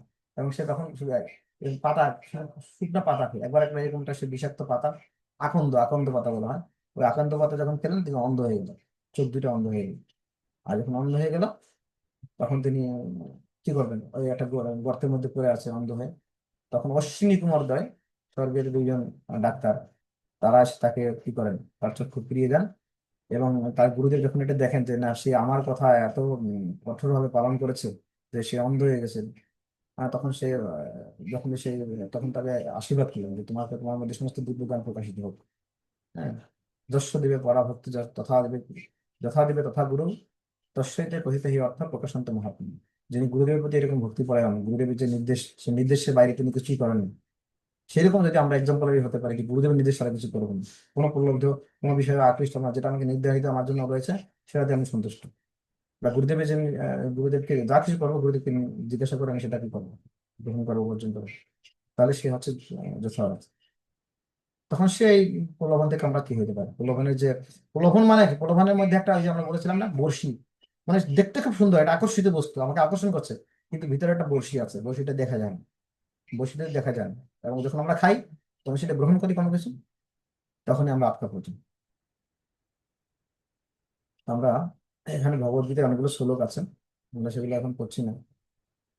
তো দেখেন আরেকটা বিষয় হচ্ছে, একটা সুন্দর উপমা এখানে দেওয়া হচ্ছে, যে অ্যাকচুয়ালি এক কেউ যখন আমরা এখন বিশেষ করে বাইরে বিদেশে যখন কোথাও, বিদেশ না যে কোনো জায়গায় ধরুন আপনি একটা গন্তব্যে একটা গাড়ি নিয়ে একটা জায়গায় যাইবেন, মানে রওনা হয়েছেন, একটা গন্তব্য হচ্ছে আপনার ঢাকা যাবে, নির্দিষ্ট সময়ের মধ্যে আপনার যেতে হবে, আজকে আপনাকে 2টার মধ্যে ঢাকা যেতে হবে, অথবা আমরা ট্রেনে করে আজকে কি কোথায় যাবেন, ট্রেনে করে আমি ঢাকা যাবো, ঢাকার একটা প্রোগ্রাম আছে 3টায়, আমি ট্রেনে করে যাচ্ছি, বা বাসে করে গাড়িতে করে যাচ্ছি। তো ওই গাড়িতে করে যাচ্ছি, আমার পাশে ছোট শিশু আছে, আমার মানে আমার বাচ্চা আছে। তো সে আমাকে মাঝে মাঝে কেউ, বাবা আমার একটা উম, গাড়ি কিনে দাও না, একটা কলা কিনে দাও না, একটা লজেন্স কিনে দাও না, চকলেট কিনে দাও না, গাড়িতে বসে বলে, তখন কি আপনি, ও যখন যেটা চাইবে আপনি গাড়ি থামিয়ে সেটা কিনে দেবেন ওকে? আমরা কি করি সাধারণত, সেটা কিনে দিই,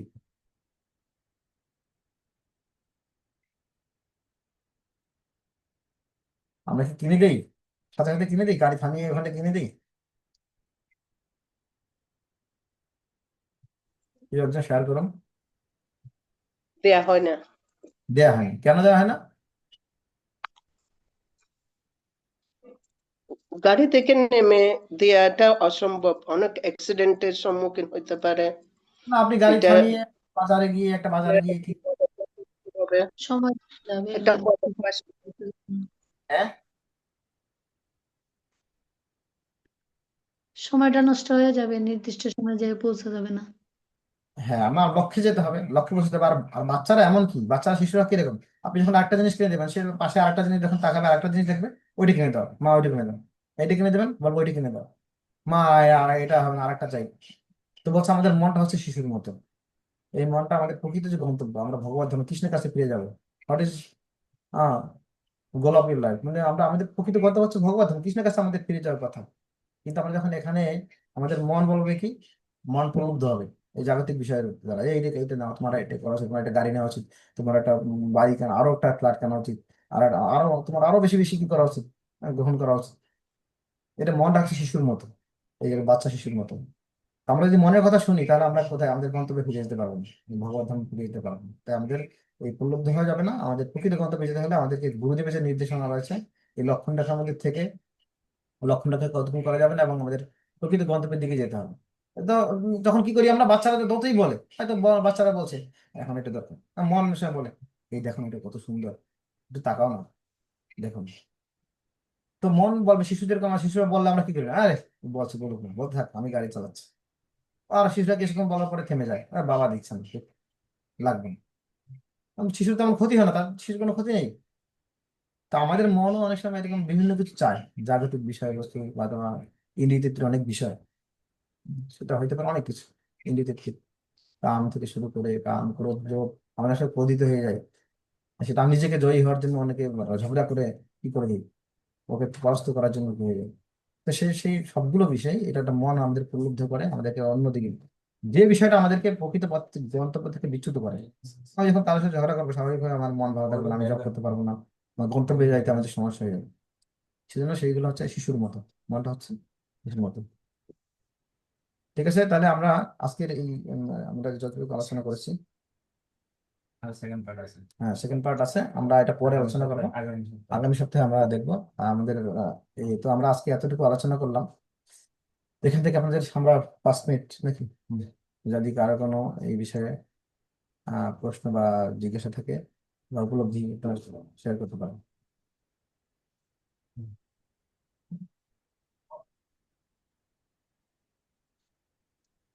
হুম।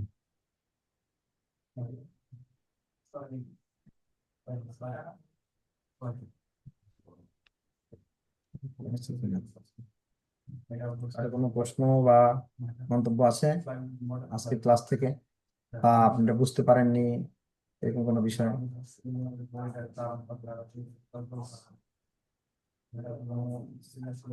সবাই বুঝতে পেরেছেন? আচ্ছা, হাত তুলেছেন দেখুন। আনমিউট হরে আনমিউট কৃষ্ণ করুন। প্রভু, আপনার চরণে প্রণাম। ঠিক আছে। প্রভু, আপনি যেটা বলছিলেন ধর্ম কিন্তু আধ্যাত্মিক নয়, চৈতন্য মহাপুরুষ কৃপা, তা একটু যদি কৃপা করে বলতেন তাহলে ভালো হতো। ও, হরে কৃষ্ণ, ধন্যবাদ আপনার সুন্দর প্রশ্নের জন্য।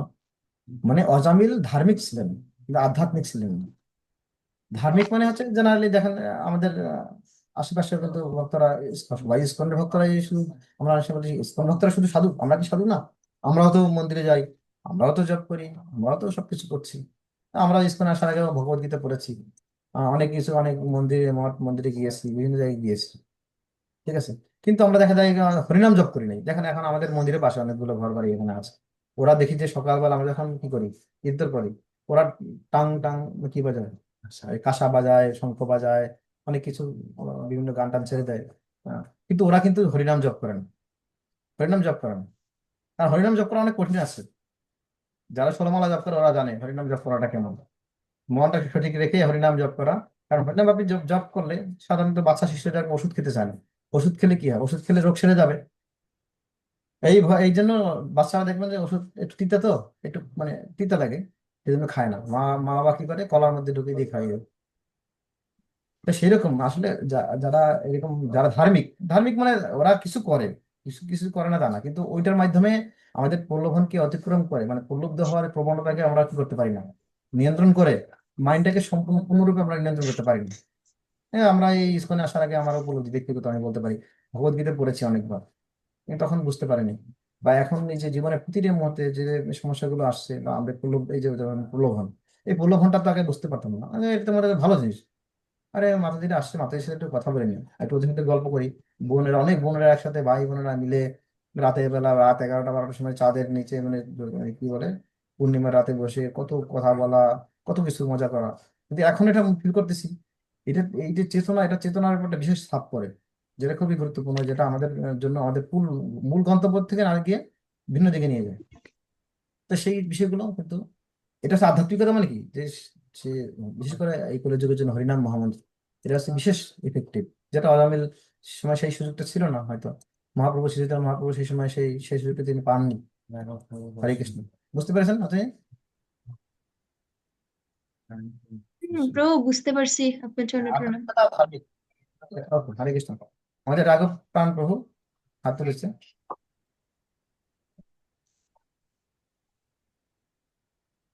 হরে কৃষ্ণ। কৃষ্ণ, হরে কৃষ্ণ। প্রণাম। প্রণাম, প্রণাম। খুব সুন্দর ক্লাস উপভোগ করলাম। তো আমার একটা প্রশ্ন হচ্ছে, এটা আমার নিজের জন্য এবং এই আরো অন্যদেরও যাতে মঙ্গল হয়। ওই প্রশ্নটা হচ্ছে যে অনেক সময় আমরা, বিশেষ করে আমরা বর্তমানে সবচেয়ে বেশি প্রলোভিত হচ্ছে মোবাইলের দ্বারা। Yes. মোবাইলে বিভিন্ন ধরনের অ্যাডভার্টাইজ থাকে, আর বিশেষ করে বিভিন্ন ধরনের প্রলোভনটা হতে পারে এরকম, যেমন আমি কোন একটা অ্যাডভার্টাইজ দিল যে এই ধরনের কোন একটা পণ্য নিয়ে অ্যাডভার্টাইজ দিল। হ্যাঁ, তো আমরা বিশেষ করে এই- এই এই যে জিনিসটা হচ্ছে, এই পণ্যটা কেনার জন্য আমরা অর্ডার দিয়ে দিই।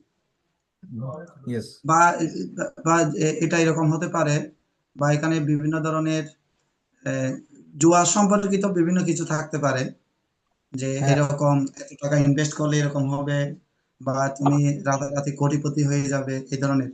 তো আসলে এই ধরনের অনেকগুলো প্রলোভন আছে যেগুলো আমাদেরকে খুব কি করে টানে যে যাওয়ার জন্য। তো আপনার কাছে আমার একটা বিশেষ প্রশ্ন হচ্ছে, জানার বিষয় হচ্ছে যে প্র্যাকটিক্যাল এমন কোনো আহ, উপায় কি আছে যে আমরা এই সমস্ত প্রলোভনগুলো থেকে আমরা সত্যিকার অর্থে সহজে বের হতে পারবো? হরে কৃষ্ণ, ধন্যবাদ রাঘব প্রাণ প্রভুকে। প্রভু, যদিও প্রভুর এই বিষয়টা প্রভু কি নেই, উনি এগুলো করেন না, কিন্তু উনি প্রশ্ন করেছেন আমাদের জন্য, আমরা যেন সেগুলো থেকে উপলব্ধ না হয়, সেগুলো প্রতি উপলব্ধ হয়ে আমরা যেন আমাদের প্রকৃত গন্তব্য থেকে বিচ্যুত না হই। তো আমরা কিন্তু এর মধ্যে আলোচনা করেছিলাম, সেটা একটা আমরা এই যে আমাদের স্থূল আমরা প্রলোভন, দুই রকম প্রলোভন বলেছিলাম, সূক্ষ্ম, স্থূল। তো সেটা আমরা বলেছিলাম যে অতিরিক্ত অনেক সময় কেনাকাটা, আমরা বলেছি অনেক কাপড় চোপড় আছে আলমারিতে, অনেক কাপড় আছে, এগুলো হয়তো পরা হয় না, কিন্তু প্রোগ্রামের একটু কোনো এক সময় একটু প্রোগ্রাম আসলে সাথে সাথে অনেকগুলো আরো 2-4টা কাপড় কিনি, আরে আছে টাকা আছে কিনে ফেলি, দেখে দিই। অথবা দারাজ আছে, দারাজ আছে আমাদের এখানে, দারাজ এটাকে যেটা ভালো লাগে, হয়তো আছে একটা, কিন্তু আরেকটা আপডেটটা চাচ্ছি, এটা আছে ঠিক আছে আরেকটা এক্সট্রা রাখি, এরকম হয়। তারপর আপনি যেটা বলছেন, যে শেয়ার বাজারের কথা, বা যে কোনো কিছু অনেক এখানে কিছু টাকা ইনভেস্ট করলে আরো অনেক টাকা আসবে, সেটা প্রলুব্ধ হই আমরা, আমাদের যতটুকু দরকার তার চেয়ে বেশি আমরা চাই। সেটা এটাই হচ্ছে অ্যাকচুয়ালি প্রলোভন, এটাই হচ্ছে একটি বিষয়। তো সেক্ষেত্রে সেটা থেকে অ্যাকচুয়ালি প্র্যাকটিক্যালি বেরিয়ে আসার পন্থা হচ্ছে একটা পন্থা, মানে ভালো কথা আসলে বেশি নেই, ভালো কথা বেশি নেই, ভালো কথা কম। এই জন্য বলা আছে নাস্তি বুদ্ধির অযুক্তস্য নচ অযুক্তস্য ভাবনা, নচ অভাবত শান্তি অসন্তোষ কুত সুখ। নাস্তিক বুদ্ধির অযুক্তস্য, যার তার বুদ্ধি নেই, তার কৃষ্ণ ভাবনাময় বুদ্ধি নেই, নাস্তিক বুদ্ধির অযুক্তস্য, যুক্ত না, কিন্তু কৃষ্ণ ভাবনায় যুক্ত যার বুদ্ধি নেই, যার বুদ্ধি কৃষ্ণ ভাবনায় যুক্ত নেই, নচ অযুক্তস্য ভাবনা, নচ অভাবত শান্তি, তার শান্তি কোথায়? আর সেরকম শান্তিহীন ব্যক্তির সুখ সুখ লাভের কোনো উপায় নেই। অ্যাকচুয়ালি আমাদের ওই গুরু, আমরা যেটা বলেছিলাম লক্ষণ রেখার কথা বলেছিলাম, একটা লক্ষণ রেখা অতিক্রম করা যাবে না। প্রলোভন যখন আসবে, তখন আমরা বলছি প্রলোভনটা অনেক সময় মনে হবে না এটা তো প্রলোভন না, আমার একটা ভালো জিনিস ভালো লাগছে আমি এটা কিনবো, আর একটা ওইটা আপডেট একটা আসছে এটা আরেকটা কিনবো, কিন্তু সেটা বিচার করতে হবে। সেটা আমরা যেমন যে সীতা মাতার কথা বলেছিলাম, যে রাবণ কিন্তু সাধুর বেশে এসেছিল, সাধুর বেশে এসে তাকে উপলব্ধি করেছিল। তো সেক্ষেত্রে আমাদের ওই বিষয়টা কৃষ্ণ ভাবনায়, আমাদের বুদ্ধিটাকে কৃষ্ণ ভাবনার মাধ্যমে বিচার করতে হবে, যে এই বিষয়টা কি আমার জন্য প্রযোজ্য, বা আমার যে কাউন্সিলর আছেন যিনি আমাদেরকে দেখাশোনা করছেন তার সাথে আমি ডিসকাস করতে পারি, তবু এটা কি আমি কিনতে পারি, এদিকে আমার কেনা আছে, যেটা কিনলে কি আমাদের যে আমার কৃষ্ণ ভগবানের জীবনের জন্য আমার জন্য, কারণ আমার তো একটা গন্তব্য আছে না। ওই যে বললাম শিশু, বাচ্চা শিশু গাড়ি যখন গাড়ি চালায়, ড্রাইভার বাচ্চা শিশু বলতে পারে বাবা এখন আমার একটা গাড়ি কিনে দাও, মনটা হচ্ছে শিশুর মতো, মন অনেক সময় বলবে এটা চাই এটা চাই এটা চাই, কিন্তু ড্রাইভার যদি ওদেরকে ওকে যদি একটা কিনে দিতে যায়, গাড়ি কিনে দিয়ে বলবে আরেকটা ওইটা কিনে দাও, একটা চকলেট কিনে দাও, ওর টাইম শেষ, ও গন্তব্যে পৌঁছতে পারবে না। তা আমাদের গন্তব্য হচ্ছে ভগবত ধাম। আমরা কৃষ্ণ ভাবনা যে আমাদের সময় সামান্য, কখন কখন মারা যায় জানি না, মৃত্যু যে কোনো সময় হতে পারে। আমি সময়টাকে যথাযথ ব্যবহার করার জন্য, শিশু মনটা হচ্ছে শিশু, শিশুর কথা শোনা যাবে না। আমাকে গাড়ি চালাই, শিশু কিছুক্ষণ বলার পরে চুপ হয়ে যাবে, ও বলবে বাবা কিনে দিচ্ছে না, লাগবে না, বসে থাকবে, গাড়িতেই তো আছে, ও গাড়ি থেকে কোথায় যাবে? শিশুর তো আর ওই শক্তি নেই গাড়ি থামিয়ে আমাকে কি ওভারটেক করবে। সেরকম আমরা বলেছিলাম মাইন্ড আমাকে কি করে, মানে প্রলোভন আমাদেরকে প্রপোজ করে কিন্তু ইম্পোজ করতে পারে না, প্রস্তাব দিতে পারে কিন্তু আমাকে মানে বাধ্য করতে পারে না। আমরা বাধ্য হই নিজেদের ইচ্ছায়, কিন্তু আমরা যখন সেই লক্ষণ রেখা অতিক্রম করি, সেজন্য আমাদের যা করা উচিত, কাউন্সিলর আমাদের যারা যিনি আমাদের দেখাশোনা করছেন তাদের কাছে জিজ্ঞাসা করে আমাদের সেটা করা উচিত। প্র্যাকটিক্যালি মানে এটা ছাড়া কোনো উপায় নেই। আপনি মনের কথা শুনি, শিশুর কথা শুনলে যেরকম আমরা গন্তব্য থেকে বিচ্যুত হবো, মনের কথা শুনলে সেটা হবে। হরে কৃষ্ণ প্রভু। আজকে হরে প্রভু কৃষ্ণ আমাদের প্রভু। হরে কৃষ্ণ প্রভু, আমি কিছু বলতে চাচ্ছি। প্রভু আসলে আমাদের মাঝে মাঝে মন্দিরে যখন আমরা যাই, আমাদের প্রসাদের প্রতি খুব বেশি প্রলোভন থাকে।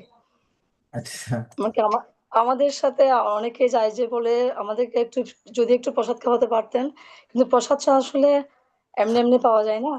অনেক সময় কি হয় মানে ওভাবে প্রসাদ পাওয়া যায় না, তখন আমাদের খুবই মন খারাপ হয়ে যায়। কারণ এই প্রলোভন থেকে আমরা কিভাবে মুক্তি পাবো আপনি বলেন। হরে কৃষ্ণ, সুন্দর প্রশ্ন আমাদের।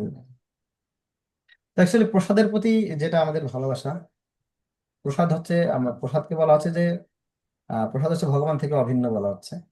হ্যাঁ, প্রসাদের সর্বদুঃখাম একটা শ্লোক আছে, ওটা যদি অন্য প্রসাদ ভগবানের কৃপা। তো এখানে প্রসাদ বলতে আপনি যেটা বুঝিয়েছেন যে ভালো প্রসাদ, হ্যাঁ, সেটা আমাদের জন্য যারা আমরা অনেক সময় যারা নতুন ভক্ত, নতুন নতুন আমরা কি সময় আসি, এবং প্রসাদের প্রতি সবার একটা টান থাকে, অনেকে প্রসাদ খেয়ে, আমাদের ইসকনের বেশিরভাগই ভক্ত হয়েছে প্রসাদ খেয়ে। এটা কিন্তু আপনি মানে এটাকে একদিকে হচ্ছে প্রাথমিক স্টেজে এটা প্রলোভন না, আমি বলবো।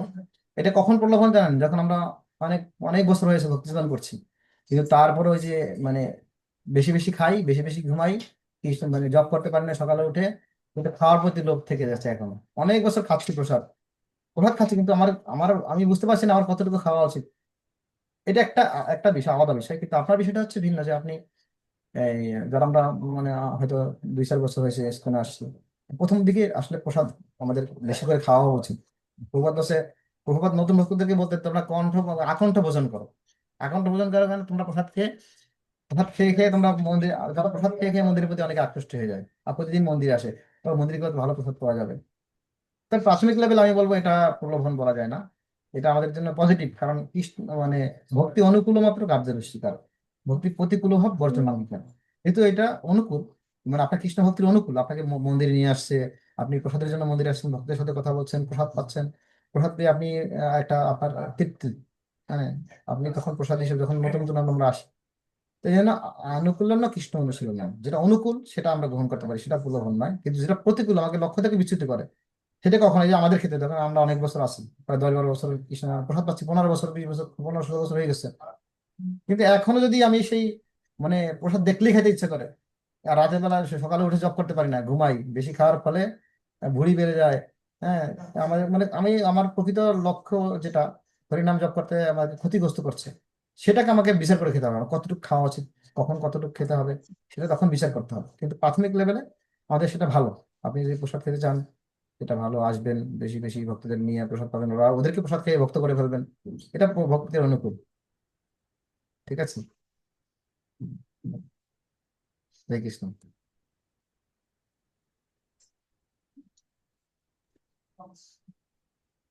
ঠিক আছে, আমাদের তাহলে আমরা আজকের মতো এখানে রাখছি, আমাদের রাত হয়ে গেছে। হরে কৃষ্ণ, হরে কৃষ্ণ, কৃষ্ণ কৃষ্ণ হরে হরে, হরে রাম, রাম রাম, হরে হরে। জয় শিল প্রভুপাদ কি, উপস্থিত গৌর ভক্তবৃন্দ। জয়